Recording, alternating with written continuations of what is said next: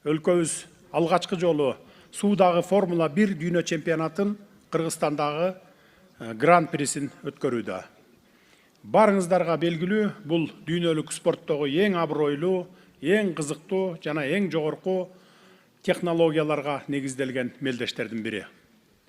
Бүгүнкү салтанаттуу аземге боордош мамлекеттердин лидерлери, урматтуу Казакстан Республикасынын президенти Касым-Жомарт Кемелович Токаев, Тажикстан Республикасынын президенти Эмомали Шарипович Рахмон жана Өзбекстан Республикасынын президенти Шавкат Миромонович Мирзиёев катышып жаткандыгыңыздар үчүн, урматтуу кесиптештерим, сиздерге терең ыраазычылык билдиремин.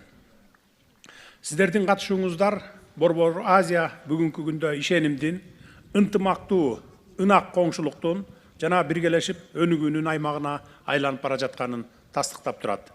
Алгач барыңыздарды бүгүнкү спорттук майрам менен чын дилимден куттуктайм.